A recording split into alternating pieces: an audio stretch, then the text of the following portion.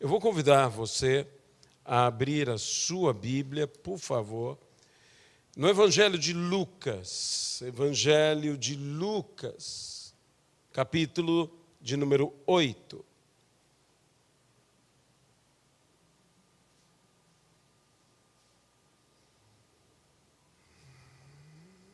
Versículo de número 4.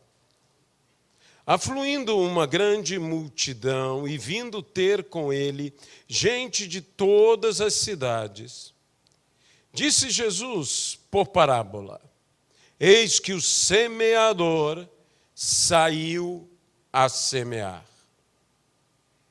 E ao semear, uma parte caiu à beira do caminho, foi pisada, e as aves do céu a comeram.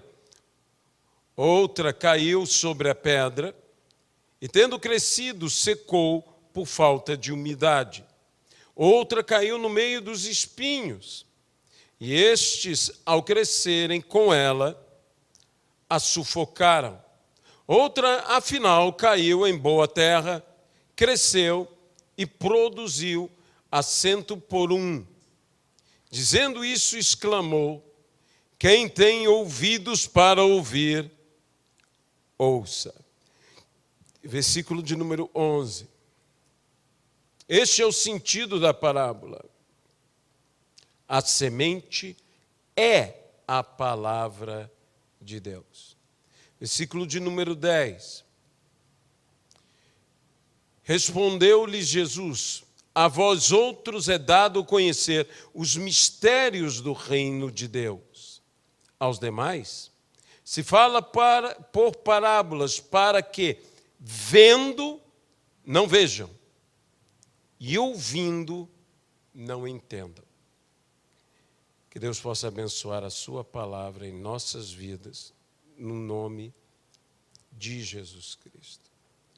Nós temos orado, como foi dito aqui, por Israel, temos orado pela nossa nação, temos orado por outras nações, e nós cremos que Deus está atendendo às nossas orações.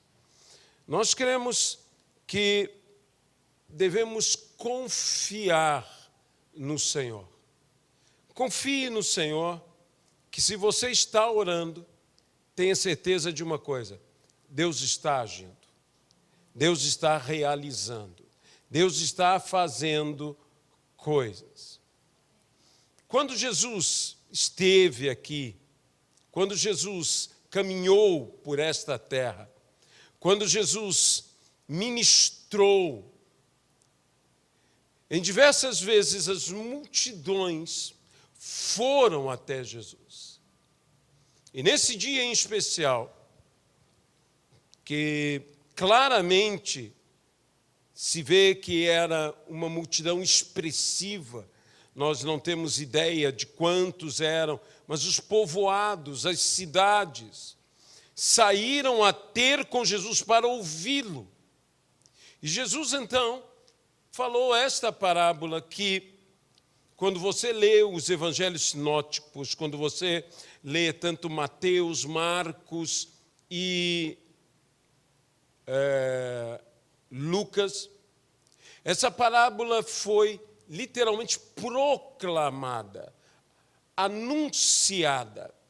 A mesma palavra que o apóstolo Paulo diz, anunciamos, é uma palavra de proclamação, é uma palavra de um grito, não é uma palavra que foi simplesmente ensinada, falada. Essa palavra, a parábola do semeador, foi falada em bom e alto tom.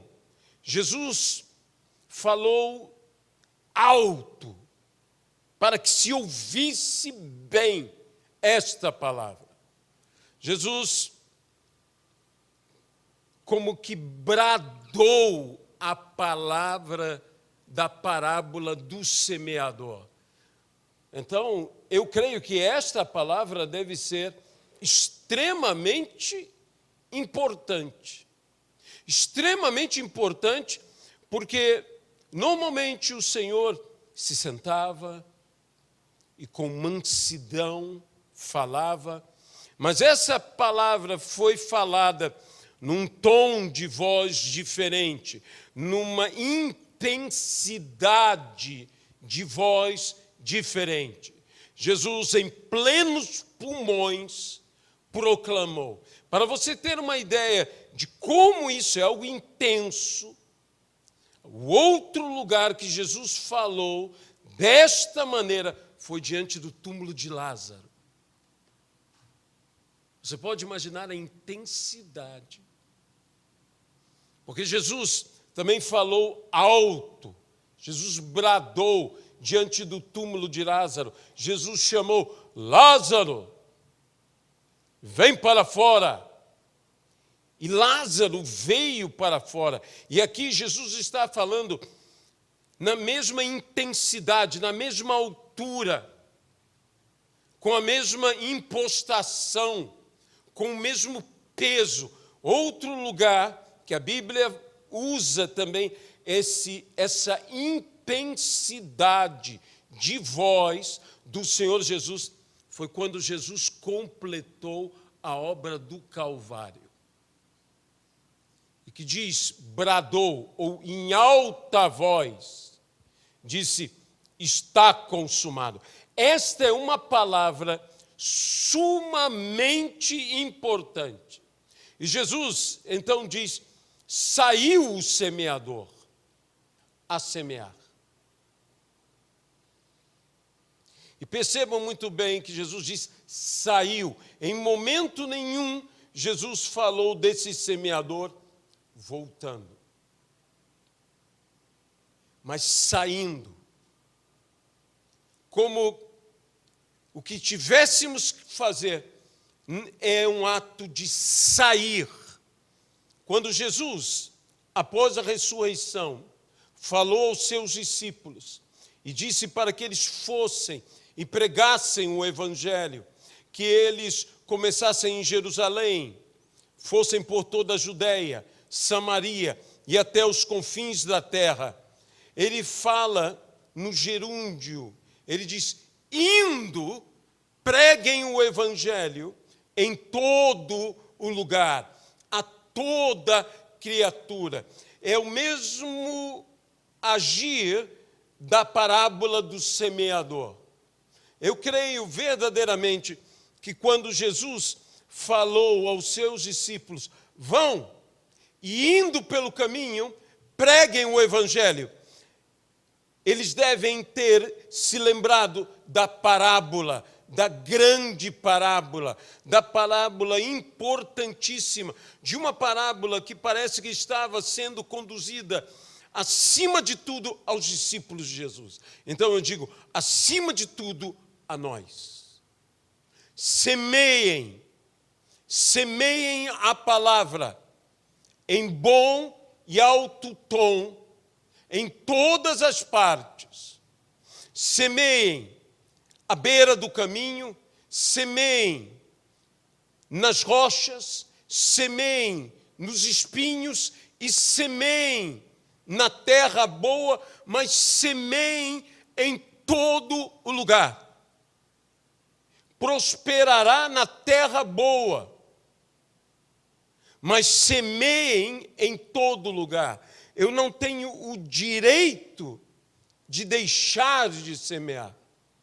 Eu preciso semear. Eu não tenho o direito de dizer: isto é terra à beira do caminho, ou isto é rocha, ou isto é espinho, ou dizer: eu só semeio aqui porque aqui é terra boa. Essa é uma expressão que muitos pregadores têm usado. Semeia em terra boa. Não, Jesus não disse semeia em terra boa. Jesus disse semeia em toda a terra. Porque se o solo é o coração dos homens, quem vê o coração dos homens é Deus, não sou eu, não é você. Eu não tenho o direito de determinar que seu coração é terra boa ou não é terra boa, de eleger semear ou não semear. Eu tenho que semear, não importa que terra seja, porque é o coração dos homens. Mas o que me chama a atenção é que o ato de pregar vem pelo falar, mas o ato de semear vem pelas mãos, vem pelo obrar. Não se fala, noutro se faz, se executa, se realiza, se obra, se trabalha com as mãos. Não se lança a palavra falada, noutro a semente é jogada. E por quê? Veja que Jesus, falando do motivo de falar por meio de parábolas, disse para que vendo e para que ouvindo. O ver e o ouvir são chaves. A palavra não foi feita só para ser ouvida. A palavra foi feita para ser vista. Você pode dizer amém a isso? A Bíblia nos fala, no livro de Apocalipse, que da boca de Cristo, na revelação de Cristo, na visão do Cristo de Apocalipse, é dito que da sua boca saía grande espada de 2 gumes. Da sua boca sai a sua palavra. Mas o que era visto era uma espada, de modo que a palavra do Senhor não foi feita só para ser ouvida, ela também foi feita para ser vista. Ela tem que ser vista. Ela precisa ser enxergada. E quando eu falo isto, estou falando entre muitas coisas. Primeiramente, em nossa vida, deve haver uma coerência da palavra que é falada e da palavra que é vista. Da palavra que é enxergada. Da palavra que é vivida. É necessário que você encontre uma coerência no que eu falo, no que eu prego, que você enxergue em mim, na minha vida, no meu viver, a coerência da prática da palavra. A palavra tem que ser vista, eu volto a dizer. Sim, a fé vem pelo ouvir. E ouvir a palavra de Deus. Mas e o ver? Se o ouvir produz a fé, o que o ver produz? Não é fé. O ver produz louvores. O ver produz glória. A palavra do Senhor nos diz, para que os homens vendo as vossas boas obras, glorifiquem ao vosso Pai que está nos céus. Não basta gerar fé, tem que produzir glorificação. Temos que produzir adoração. Temos que produzir louvor. Deus tem que ser engrandecido pelo que é visto. Não apenas pelo que é ouvido, mas os pregadores estão querendo engrandecer a Deus pelo que é ouvido. Mas o que é ouvido tem que provocar fé. E o que é visto produz glória, produz louvor. De modo que nós todos devemos procurar pregar uma palavra com palavras e com atos. A Bíblia nos fala que Moisés foi varão poderoso em obras e em palavras. Não somente em palavras, mas em obras e em palavras. E nós devemos ser poderosos em obras e em palavras, semeando com as mãos e com a boca, com atos e com a voz, com palavras, para que seja tanto ouvida como vista. Se nós pregamos agora indo para um sentido ainda mais espiritual. Se eu prego sobre cura, não basta gerar fé, é necessário ser vista a cura. Você pode dizer amém a isso? Se eu prego sobre libertação, não é apenas ter fé, é ver a libertação. Se nós pregamos sobre oração, não basta entender, compreender, crer, é necessário ver oração e ver a resposta das orações, porque é isso que glorifica a Deus.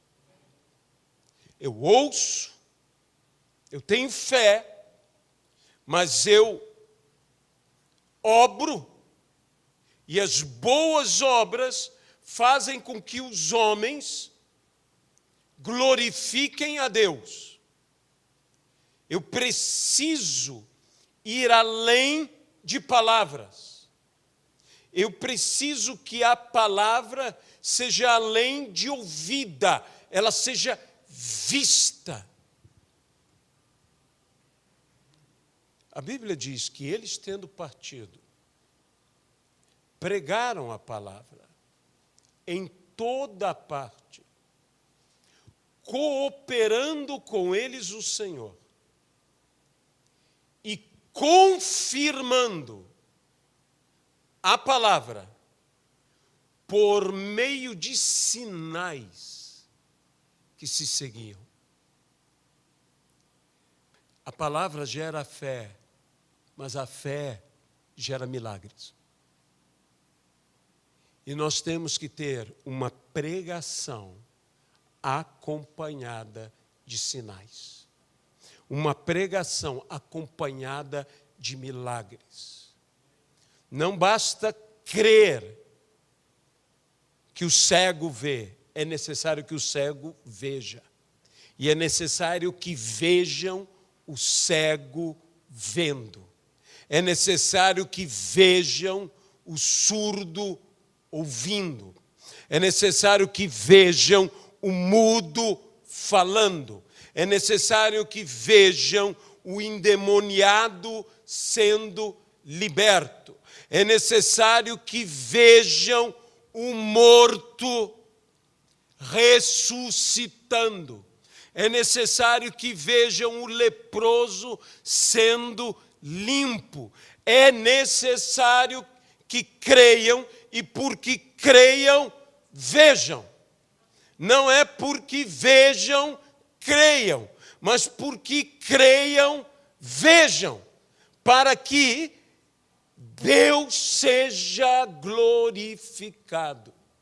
Veja bem, não é necessário que vejam para que creiam. É necessário que ouçam para que creiam. Mas é necessário que vejam, porque creram, para que Deus seja glorificado. A pregação, disse Paulo, a nossa palavra chegou até vós, não por linguagem persuasiva de sabedoria humana. E veja, era Paulo que estava falando. Mas em demonstração de poder, para que a vossa fé não se apoiasse em sabedoria humana, mas no poder de Deus. A nossa fé tem que estar apoiada em algo. E ela é apoiada no poder de Deus. Não na argumentação, não na sabedoria humana, mas no poder de Deus. Deixe-me dizer algo. O mundo precisa ver que Jesus está vivo. Mas recebereis poder para serdes minhas testemunhas. E do que testemunhamos? Testemunhamos da cruz, testemunhamos da morte e da ressurreição de Jesus Cristo. E nós recebemos poder. E este poder é para que o nosso testemunho tenha autoridade, não apenas em palavras, mas em atos, de que Jesus está vivo, de que Jesus continua fazendo milagres, que Jesus continua curando o enfermo, que Jesus continua libertando o oprimido e o possesso, que Jesus continua fazendo o aleijado andar, o cego ver, o mudo falar, que Jesus continua limpando o leproso, que Jesus continua ressuscitando os mortos, que Jesus é o mesmo ontem, hoje e o será eternamente. Nossa palavra não pode, ou melhor dizendo, nossa pregação não pode consistir tão somente em palavras, mas na manifestação do poder de Deus. Porque o Evangelho é poder de Deus para a salvação de todo aquele que nele crê. O Evangelho é poder. E o reino de Deus é justiça, alegria e paz no Espírito Santo. É tudo que o mundo busca. O mundo busca justiça, alegria e paz. E nós temos o que o mundo busca. Nós temos a justiça, nós temos a alegria, nós temos a paz. Sabe, o que muito me preocupa em nossos dias é uma semente transgênica do Evangelho. Uma semente modificada do Evangelho. Um trigo transgênico, que não é o que deveria ser. E quando você experimenta, quando você come do trigo não modificado, da farinha não modificada, daquilo que é natural, quando você se alimenta, você sente uma diferença. Você sente uma diferença. Esses dias, eu comprei um pão feito exatamente assim, integral, com trigo não modificado, com a farinha não modificada. Comprei e levei aquele pão para casa. Eu confesso a você que eu paguei no montante geral, eu não me lembro nem o preço, eu sei que foi caro. Um pão pequeno. E nós assim cortamos ali e comemos. O que era aquilo?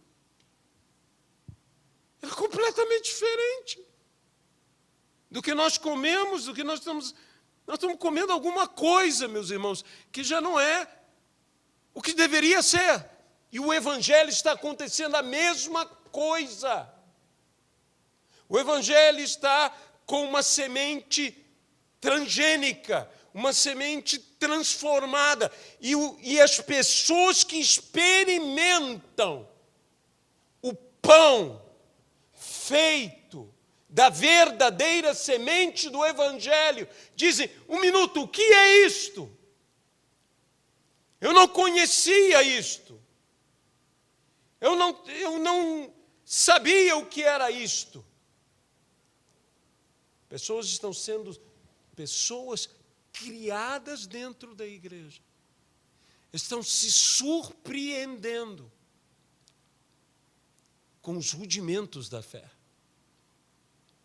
com o Evangelho, porque estão conhecendo a verdade e a verdade os está libertando. Meus irmãos, voltemos a uma campanha mundial que se chama Voltemos às Escrituras, voltemos ao Evangelho, voltemos à verdade. Nós precisamos pregar com palavras e com atos. Deve haver uma coerência do que pregamos e do que vivemos. Temos que viver o que pregamos. Se você quer saber onde está a autoridade para pregar o Evangelho, está em se orar, está na pessoa de Cristo, está em se ter fé, mas eu direi a você, está em se viver o que prega. Está quando você vive o que prega. Um dos grandes pregadores do século passado na Inglaterra, um bispo chamado Maclaren, conta-se que ele formulou a maior parte dos seus famosos sermões durante os 4 anos de seminário. Pesquisou, estudou. E uma vez lhe perguntaram, por que, quando você prega, nós sentimos tamanha autoridade, tamanho poder, que não é como os outros pregando? Então, o bispo, de uma maneira muito simples, contou a história de como ele preparou os seus famosos sermões e disse, eu jamais preguei um sermão, uma mensagem que seja, que eu não tenha vivido integralmente ela antes de pregá-la. Eu vivi esta palavra e então eu preguei esta palavra. Meus irmãos, o Evangelho não foi feito só para ser falado. O Evangelho foi feito, acima de tudo, para ser vivido. E é isto que nos dá autoridade, é isto que nos dá o poder, onde o Espírito Santo convence do pecado, do juízo e da justiça. Mas o Evangelho tem que ser visto. Há uma linguagem que é uma linguagem universal, que eu posso não conhecer a língua, o idioma, mas há uma linguagem que é a linguagem do amor. Essa é a linguagem do Evangelho. Porque Deus amou o mundo de tal maneira que deu o seu Filho unigênito para todo aquele que nele crê, não pereça, mas tenha a vida eterna. Essa linguagem, eu não preciso conhecer as outras línguas. Essa é uma linguagem do bom testemunho, é uma linguagem que glorifica o nosso Pai que está nos céus. Nós precisamos de um Evangelho que vá além de palavras, que vá além de canções, que vá além de mensagens, que vá além de propaganda, de mídia. Um Evangelho de atos. Não é à toa que logo após os Evangelhos, o primeiro livro é o livro de Atos, Atos dos Apóstolos. Há uma atitude, há uma realização, há um Evangelho que precisa ser visto e ouvido, praticado e realizado. Nós precisamos de um Evangelho concreto.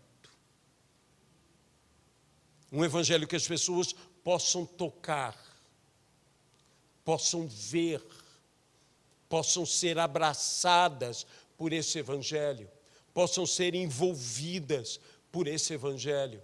Nós precisamos de um Evangelho que faça a diferença, um Evangelho que dê água a quem tem sede, um evangelho que dê comida a quem tem fome, um evangelho que dê roupa a quem está nu, um evangelho que visite quem está enfermo, que vá ver quem está preso, que acolha quem é estrangeiro, um evangelho visto, sentido, praticado, vivenciado, poder de Deus para a salvação de todo aquele que nele crê. É necessário que vejam em nós o evangelho. É necessário que vejam em nós a palavra. Jesus, em Lucas, diz que a semente é a palavra. Mas Jesus também diz que as sementes são os filhos de Deus. Porque os filhos de Deus devem viver a palavra a tal ponto que eles sejam uma palavra viva, que eles sejam um testemunho vivo, que eles sejam a própria semente a ser semeada, o nosso próprio testemunho. Diz Billy Graham que nós somos a Bíblia que o mundo lê. Nós somos a Bíblia que o mundo lê. O mundo quer ler em mim as verdades que eu leio nas Escrituras. É o meu testemunho que o mundo quer ver. Sabe? Existe gente hoje, dentro da igreja, que as suas palavras não condizem com a palavra do Senhor. Existe gente falando palavras de baixo calão. Eu aprendi desde criança que a boca fala do que está cheio o coração. Que uma pessoa verdadeiramente crente, deixa-me usar a palavra que as pessoas não estão mais gostando de usar, crente. Eu sou crente. Então, deixa-me usar essa palavra mesmo, que não é politicamente correta, que não é uma boa palavra. Não, eu sou um believer. Você usa inglês, tudo fica chique. Não, crente, eu sou crente.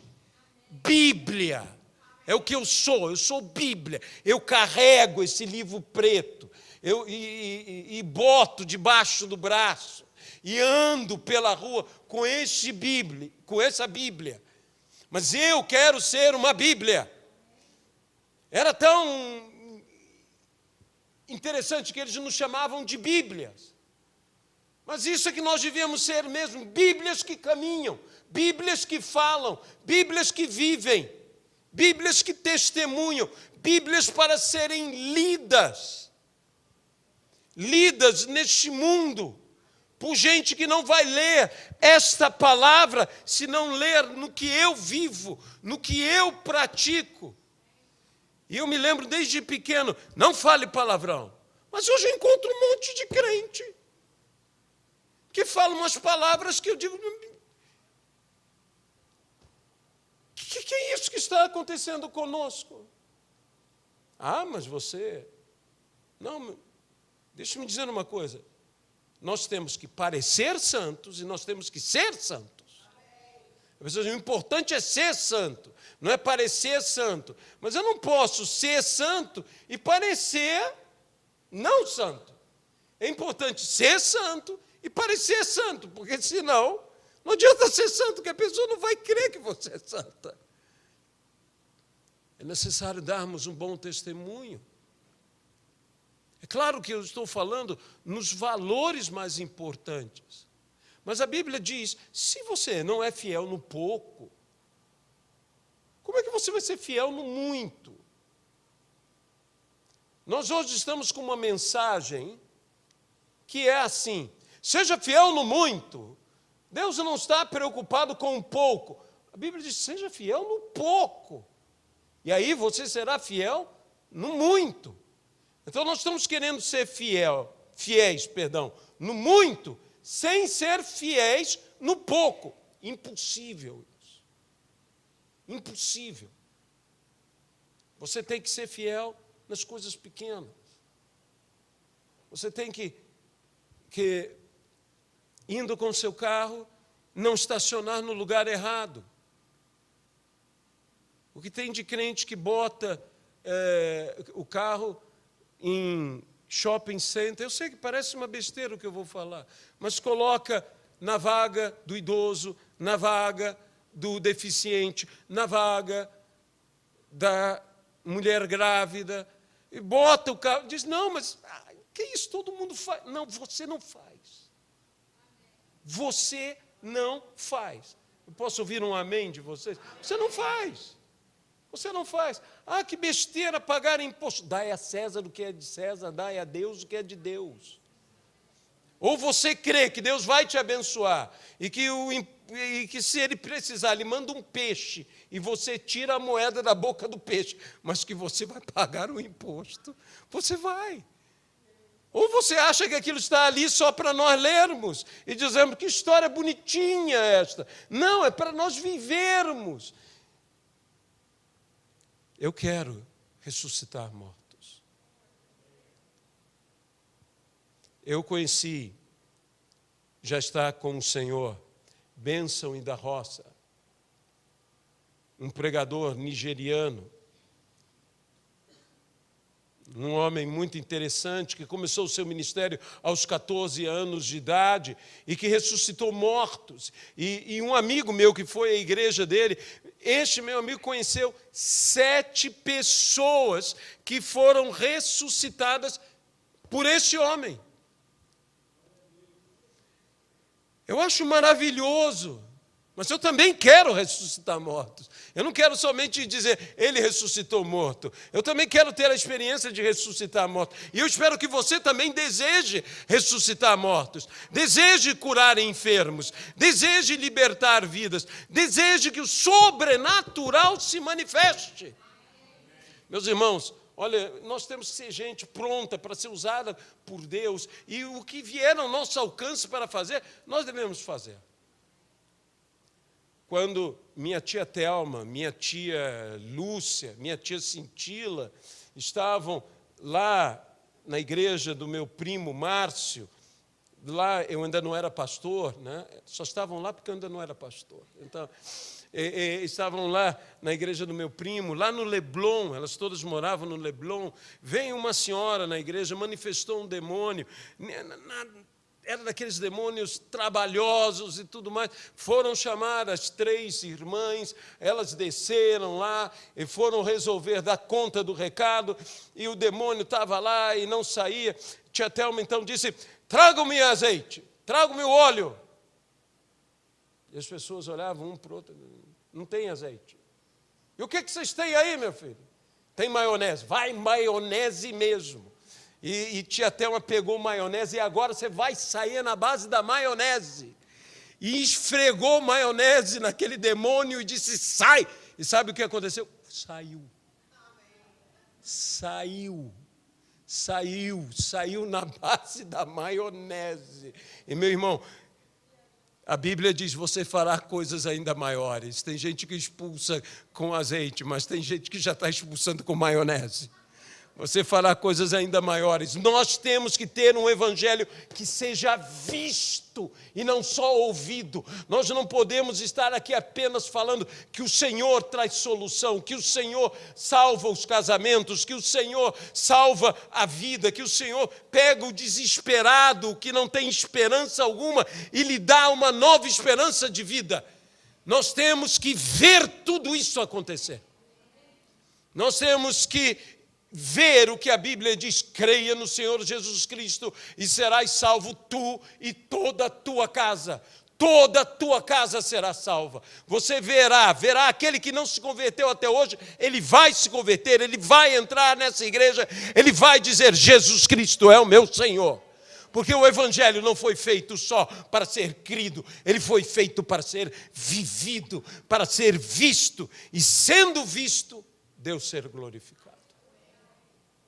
Eu quero ter um evangelho Eu quero viver um evangelho. Eu quero ter mais do que fé. Eu quero ter obras. A fé sem obras é morta, principalmente se não tiver as mesmas obras de fé.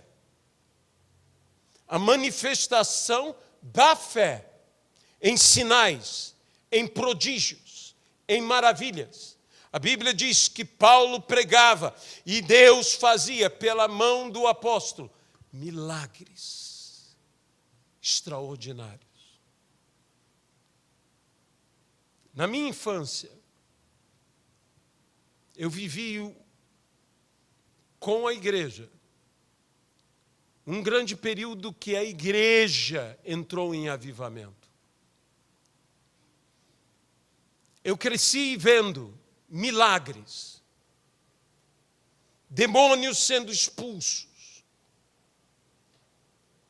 gente com enfermidades terríveis sendo curadas num abrir e fechar de olhos. Eu creio em milagres e eu sinto como se os céus estivessem fechados. Onde estão os milagres? Onde estão os sinais?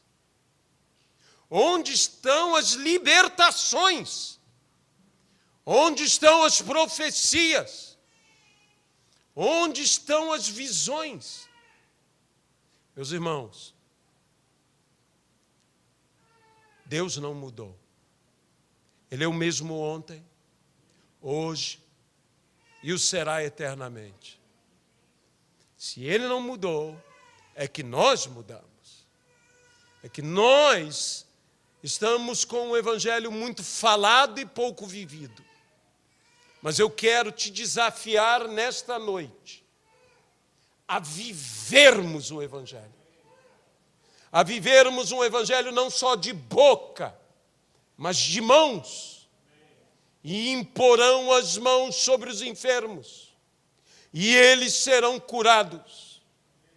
Eu quero ter um evangelho que seja solução, porque uma pessoa com câncer que entre por essas portas, ela não está querendo ouvir uma bela palavra, ela está querendo ser curada. Você concorda comigo? Uma pessoa com a vida destruída, endividada, angustiada, com os credores batendo à sua porta, ela não está querendo ouvir uma mensagem ou um cântico, uma música linda que, de certa maneira, fará bem para a sua alma. Nada contra. Mas o que ela está querendo é um milagre da multiplicação do azeite, para que os seus filhos não sejam levados escravos. Oh, meus irmãos, há muito profeta que já morreu e os seus filhos estão sendo levados escravos. Uma coisa é o ladrão, outra coisa é o credor. O ladrão pega sem ter direito, o credor pega porque tem direito. E nós temos que pagar a dívida. O evangelho tem este poder de libertar, mas tem que haver milagres, tem que haver sinais, tem que haver prodígios, tem que haver maravilhas, tem que algo acontecer. Deus continua sendo quem Ele é. Ele é Deus e só Ele é Deus.